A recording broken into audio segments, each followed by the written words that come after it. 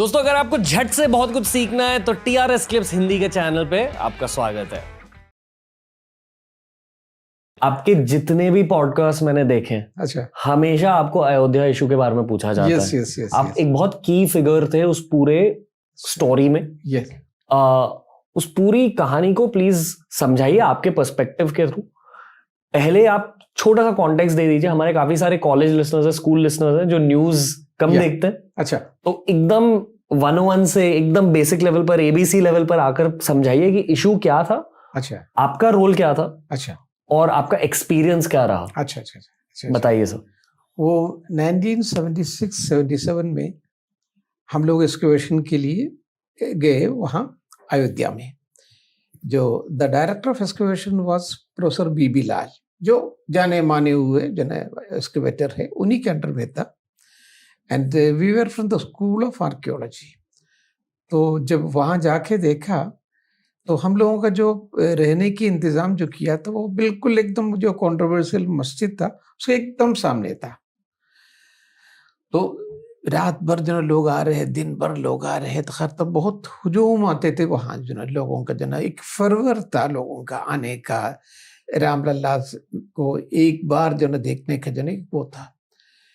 तो जब भी एक्सकवेशन करते हम लोग, एक्सकवेशन के पहले जो हम लोग एक्सप्लोरेशन कर लेते हैं, उसको कंटेक्चुअलाइज करने के लिए जो हम खोदने जा रहे हैं उसके चारों तरफ क्या चीज मिलने जा रहे हैं। तो हम लोग अंदर जाने के लिए, मस्जिद के अंदर जाने के लिए कोशिश किया। तो वहाँ एक पुलिस वाला, तो उन्होंने कहा ये बंदे ये खोल नहीं सकते। तो हम लोगों ने कहा कि हमको इन कंट्रोवर्सी से कोई मतलब नहीं, हम तो खुदाई करने वाले हैं। तो उन्होंने ओपन कर लिया। तो हम अंदर जाके देखा तो ये मस्जिद का जो पिलर्स जितने भी थे, जिसके ऊपर ये एक मस्जिद खड़ा था, वो सब मंदिर के पिलर्स थे। तो सवाल ये आ जाते हैं, ये आप कैसे कहेंगे ये मंदिर का पिलर है, मस्जिद का पिलर है, या गिरजाघर का पिलर है? तो हम लोगों को प्रिसाइसली उसी के लिए हम लोगों को ट्रेनिंग करते हैं। अच्छा, उसमें हम ये भी बता पाएंगे कि अप्रोक्सीमेटली ये कितने साल पुराना है, ये 1200 बी का है या 1300 का है या 1400 का। थोड़ा सा फर्क जरूर होगा, लेकिन अप्रोक्सीमेटली बता पाएंगे, जिसको हम लोग कहते हैं स्टाइलिस्टिक डेटिंग कहते हैं। तो उसी के हिसाब से हम लोगों ने जब डेटिंग करने के लिए देख कोशिश किया तो 12th सेंचुरी की लगा कि हम लोगों ने 12th सेंचुरी का AD का, नॉट BC का है करके। फिर प्रोफेसर BB लाल साहब ने उसके पीछे के साइड में, जो मस्जिद का जो मेहराब, वेस्टर्न साइड में मेहराब रहते, उसके पीछे के साइड जब एक्सकवेशन किया तो पिलर बेसिस मिल गया। यहाँ तो पूरा पिलर मिला था, वो पिलर बेसिस बाहर में मिला। एंड देन सदर्न साइड में जब एक्सकवेशन किया वहां पर भी मिला। और ये पिलर बेसिस जितने भी है, वो पिलर को, आगे वाले पिलर उसको खड़े करने के लिए था। You have to have a firm ground for that one. फिर वहां से बहुत सारे जो मूर्तियां मिलना शुरू हुए, टेराकोटा का मूर्तियां मिल गया। तो अगर वो नीचे से, मस्जिद के नीचे के एरिया से, तो हम लोग इस नतीजे पे पहुंचे, यहाँ इसके पहले एक मंदिर था और उसको तोड़ के या टूटा हुआ होगा तो उसको रीयूज करके ये मस्जिद बनाया। लेकिन it was not an important issue at that time, 1976-77 में।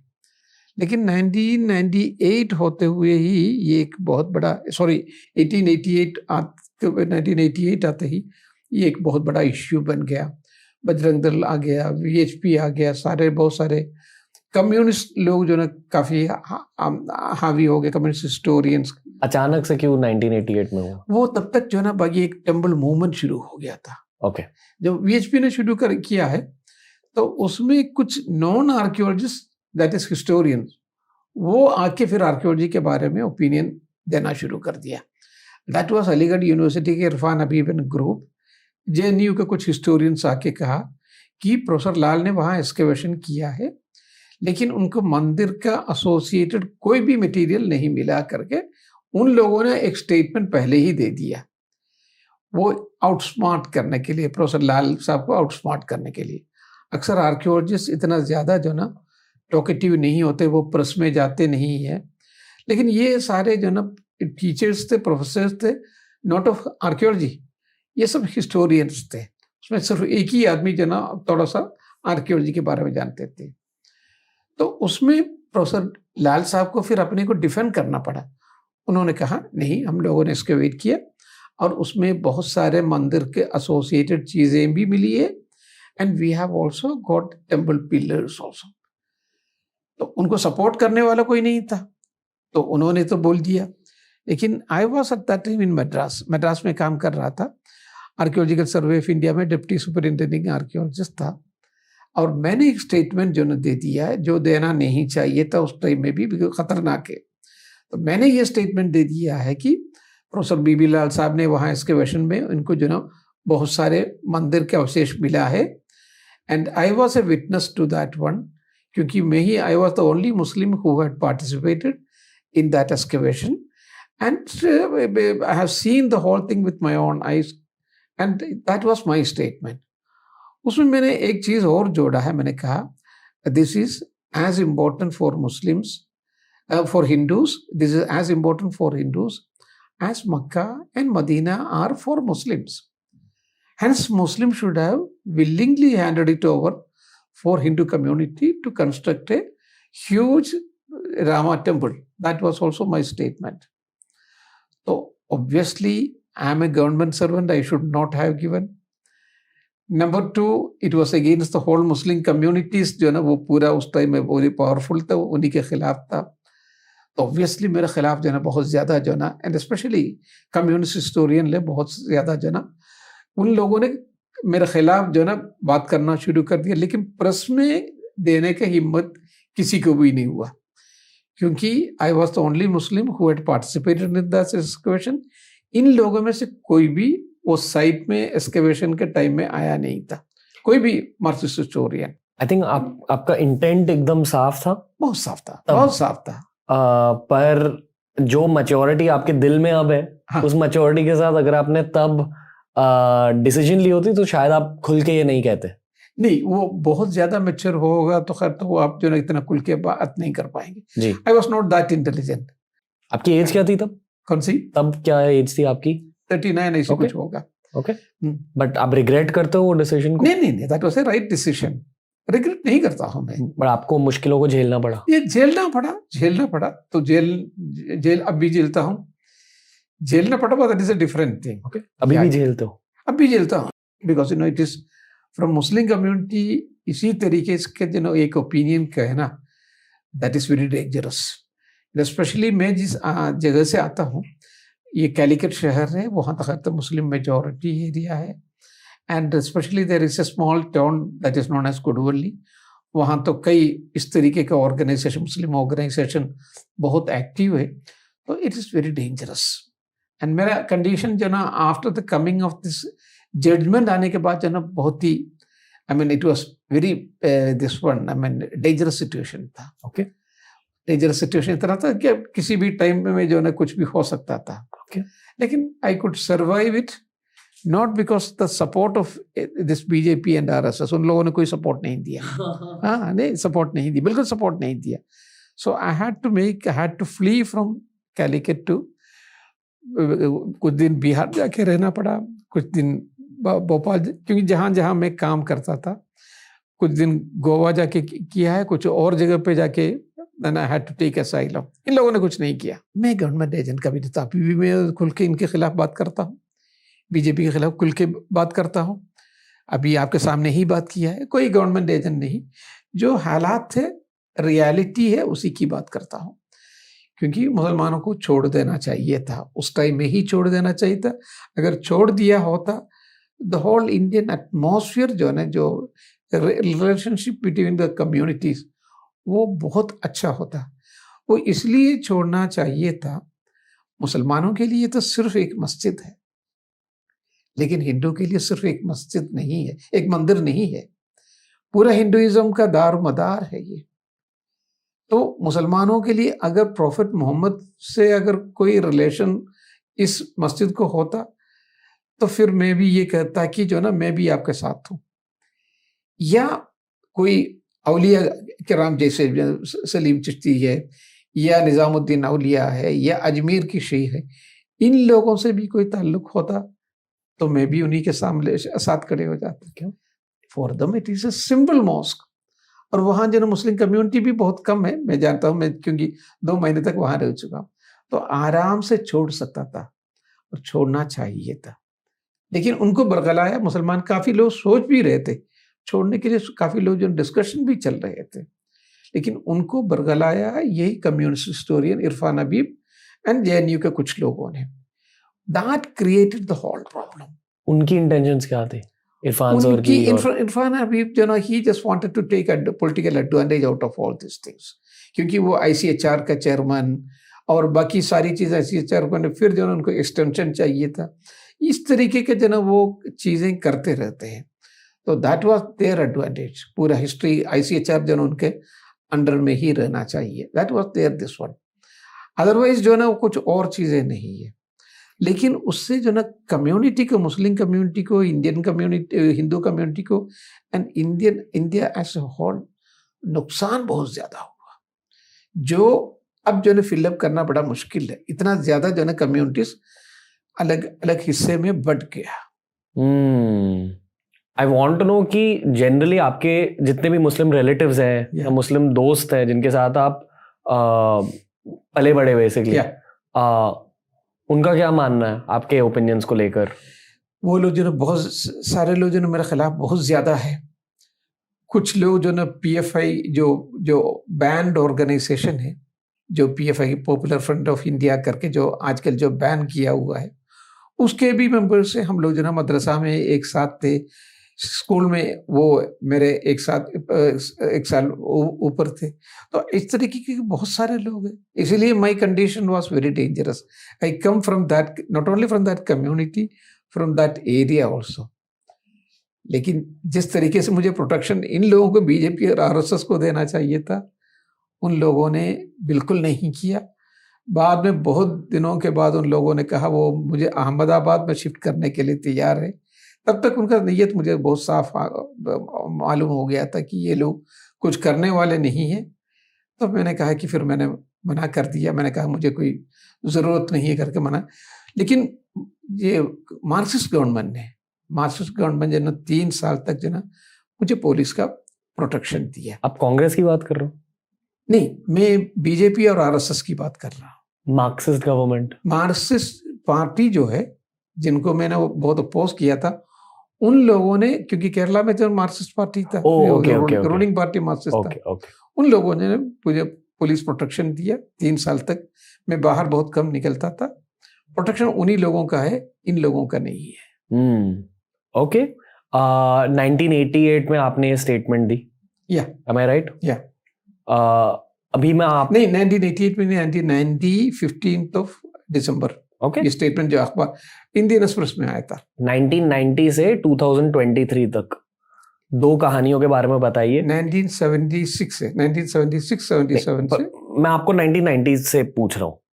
19 मतलब अच्छा, ये हाँ, अच्छा 2 कहानी बताइए। अच्छा। पहली कहानी कि अयोध्या इशू पैन आउट कैसे हुआ, जो स्पेशली स्कूल चिल्ड्रन है, कॉलेज स्टूडेंट्स है जो ये पॉडकास्ट देख रहे हैं, जिनका जन्म 2005 के बाद हुआ है। अच्छा। वो जानते ही नहीं कि क्या हुआ है अयोध्या इशू को लेकर। ठीक है, तो पहली कहानी ये समझाइए क्या हुआ फिर, क्योंकि तब हिंदू और मुस्लिम कम्युनिटीज के बीच बहुत बड़ी दरार आ गई। और दूसरी कहानी खुद के पर्सपेक्टिव से सुनाइए कि आपकी लाइफ कैसे बदल गई।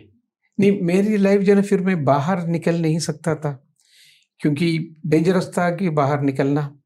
And I was living in Calicut only, क्योंकि मैं अपनी टाउनशिप पे वहाँ से आके, Calicut is a bigger town, वहाँ थोड़ा सा और चीज़ें जो ना बड़ा है, तो मैं कैलिकट आके रहा। लेकिन वहाँ से भी मैं घर के बाहर बहुत कम निकलता था।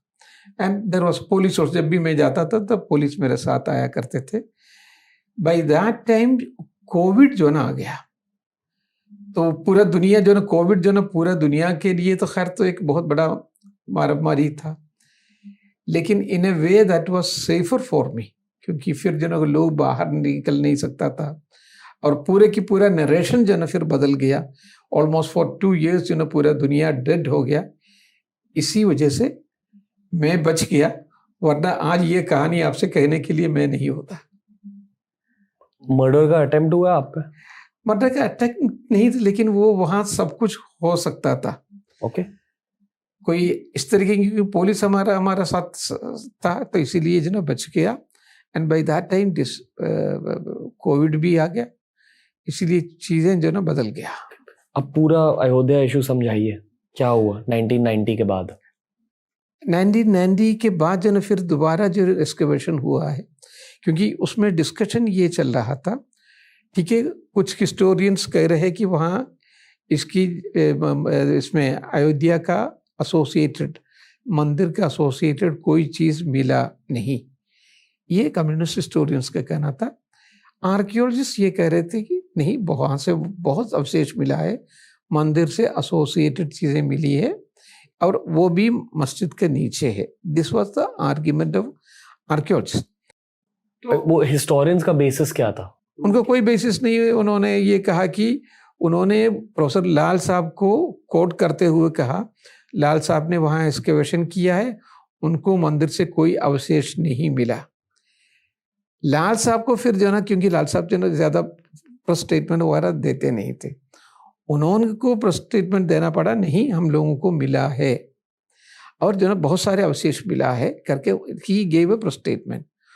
उनको सपोर्ट करते हुए मैंने फिर इंडियन एक्सप्रेस में ये दिया, मैं उसी में पार्टिसिपेट किया था। लाल साहब का कहना सही है, और वो दूसरे लोगों ने वहाँ देखा भी नहीं है, एक्सकवेशन देखा भी नहीं है, और इस तरीके से उनको ओपिनियन कहना नहीं चाहिए था। और मैंने शो के थ्रू ये जाना है कि आर्कियोलॉजिस्ट हमेशा एविडेंस बेस्ड होते हैं, यस, कभी कभी हिस्टोरियंस नैरेटिव बेस्ड होते हैं। यस, शो पर भी कुछ हिस्टोरियंस आए जो नैरेटिव बेस्ड हैं। बिल्कुल बिल्कुल, it's a part of their job. बिल्कुल बिल्कुल बिल्कुल बिल्कुल। हमें आर्कियोलॉजिस्ट को जब तक आपको एविडेंस नहीं मिलेंगे तब तक आप बोलेंगे नहीं। ये आपकी ट्रेनिंग का बहुत जरूरी हिस्सा होता है। जरूरी हिस्सा है। साइंटिस्ट और आर्कियोलॉजिस्ट हमेशा एविडेंस के थ्रू बात करेंगे। एविडेंस की बात है। ओके। और इंटरप्रिटेशन, वो लोग सिर्फ इंटरप्रिटेशन करते हैं, और वो भी कोई जरूरी नहीं उनके लिए, जो ना इंटरप्रिटेशन के लिए उनको एविडेंस पास आए, वो कोई जरूरी नहीं है। तो ये चल रहा था। तो कुछ लोगों ने कहा ठीक है, एक ग्रुप कहते हैं है, दूसरा ग्रुप कहते हैं नहीं है, तो why can't we do a second excavation. तो वो सेकंड एक्सकवेशन बाद में जब इलाहाबाद हाई कोर्ट ने जब डिसीजन दिया, तो वो सेकंड एक्सकवेशन हुआ। तो that was under professor doctor B.R. Mani, and he is an eminent archaeologist, eminent historian, आजकल नेशनल म्यूजियम का डायरेक्टर जनरल भी है, and very very very very precisely and concisely excavate करते हैं। तब इसको रोकने के लिए, वो एक्सकेवेशन रोकने के लिए इन लोगों ने बहुत कोशिश किया। इरफान हबीब एंड ग्रुप बहुत कोशिश किया, मुझे भी अप्रोच किया था उन लोगों ने किसी भी तरीके से रुकवाने के लिए। तो मैंने कहा था भी कोई रोक नहीं पाएंगे, क्योंकि it is a direction from the honourable high court. आपको क्यों कन्विंस करने की कोशिश कर रहे थे वो? नहीं, कन्विंस करने के लिए नहीं, मुझे जो ना इसमें इंटरवेन करके इसको एक्सकेवेशन को, दोबारा एक्सकेवेशन को रोकने के लिए। उन लोगों को तो पता हो गया था कि एक्सकेवेशन, मैंने भी पहले उनके लोगों से, सैयद शहाबुद्दीन उस जमाने में जो ना इसका जो ना बहुत बड़ा स्पीकर था, मैंने उनसे कहा था सर दोबारा एक्सकेवेशन मत करवाइए, इसको आप जो है ना गिफ्ट कर दीजिए इस लैंड को। दोबारा अगर आप एक्सकेवेशन करवाएंगे फिर बहुत सारी चीजें और निकल आएगा। ये उन्होंने मुझे पटना में, उस टाइम में मैं पटना में पोस्टर था, मुझे बुलाया भी था उन्होंने, तो मैं जाके उनसे बात भी किया, लेकिन वो मानने के लिए तैयार नहीं थे। वो जो इरफान हबीब के इन्फ्लुएंस में आ गए थे। जब दोबारा एक्सकवेशन किया, हम लोगों को जो ना पहले 12 पिलर्स मिले थे, मोर देन 50 पिलर्स की जो ना बेसिस मिल गया नीचे से, more than 50 pillars, and that too in 17 रोज में, 17 रोज में पूरे की पूरा मिला। और उसके बाद जो ना फिर बहुत सारे जो ना terracotta, this one I mean idols मिले वहां से, एंड देन एक इंस्क्रिप्शन, वो जो इंस्क्रिप्शन जो मिला था, वो जो मस्जिद तोड़ा तो उसी टाइम की ही, and that is in 20 lines का एक इंस्क्रिप्शन है। उसमें बहुत क्लियरली ये लिखा है, this temple is dedicated to that lord Vishnu who has killed 10-headed person. वो 10-headed पर्सन कौन है? Ravan. And who had killed Bali, who is that? Ram, Shri Ram. तो ये सब इंस्क्रिप्शन मिल गया। फिर वो प्रणाला मिल गया। प्रणाला क्या है? जो गर्भगृह होगा मंदिर में, उसमें जो अभिषेक जल निकालने के लिए, and that will be always towards the northern side. तो वो मकर प्रणाला कहते हैं, क्योंकि क्रोकोडाइल हेड होगा उसका। क्रोकोडाइल का मतलब ये है कि वो that represents this one river Ganga, तो वो मकर प्रणाला मिला। अब ये बताइए, कोई मस्जिद से आपको जो मकर प्रणाला मिल सकते? नहीं मिल सकते। सिंपल, बहुत सिंपल चीजें हैं। तो इस तरीके से बहुत सारे एविडेंसेस मिल गया। It was on the basis of that the honourable supreme court had come to the decision that there was a huge temple before the mosque, and the supreme court has given a very good this one also judgment also. इतना अच्छा judgement में supreme court की तरफ से उम्मीद नहीं कर रहा था। आपकी लाइफ कैसे बदली है? मेरी लाइफ से जो ना, ये मैंने जब भी इस तरीके के जो ना मौका मिलता है, you have to be one thing, आपको सच रहना चाहिए, and your intention should be very pure. हम लोग जो ना देश के लिए काम करते हैं, and our intention is only the country, not this party और दैट पार्टी, ये नहीं हमारा। तो इसलिए जो ना हमारा जो ना हर एक मौका, जब भी अपोजिशन आते थे, प्रॉब्लम्स आते थे, मैं हमेशा ये सोचा करता था ये तूफान आपको उठाने के लिए। तो for me it had no problem. Muslim community में इस इशू को लेकर सेंटिमेंट क्या है अब? मुस्लिम पे काफी लोग ये सोचते हैं कि ये नो एक मसला हल हो गया, and they are very happy. Muslim जो ना एक मसला हल हो गया, अब इसको दोबारा उठाना नहीं चाहिए। उठाने के लिए मार्क्सिस्ट ग्रुप ने काफी कोशिश किया था, लेकिन वो फेल हो गया। तो इन लोगों का भी वही है कि ये दोबारा उठाना नहीं चाहिए। यही है what Muslim community thinks. Okay, या क्योंकि पता है, बहुत सारे जो एक्सट्रीम राइट वाले हिंदूज हैं, वो ये मानते हैं कि इस इशू को लेकर सारे मुस्लिम्स काफी ज्यादा नाराज है, but that's not true. No, it's not true, it is not true. क्योंकि मैं जानता हूं, क्योंकि मुसलमानों से फ्रीली आजकल जो ना फ्रीली जो ना बातचीत वगैरह होते हैं, वो लोग भी ये समझते जो कुछ हो गया तो सही हो गया। एंड उनको देख लिए, उनके 5 एकड़ का जमीन दिया है, and very big mosque and very big institution is now coming up. It is not very far from this place, तो that is a good opportunity for them. इसी को डेवलप करना चाहिए थे। जो भी वो जगह देखेंगे, वो लोग इतना इम्प्रेस हो जाएंगे, वो लोग भी कहेंगे यही अच्छा है। वरना अगर जन वहां मिलता, एक पार्ट होता जो जन्मभूमि जन अगर मुसलमानों को मिलता, वो कभी भी नमाज नहीं पढ़ सकता है। वही मैं जानता हूं वहां के जो हालात क्या है करके। दोस्तों, अगर ये वीडियो अच्छा लगा तो डेफिनेटली हमारी प्लेलिस्ट देख लीजिए, ऐसे ही वीडियोस आपको वहां भी मिलेंगे, और डेफिनेटली TRS क्लिप्स हिंदी को सब्सक्राइब कीजिए।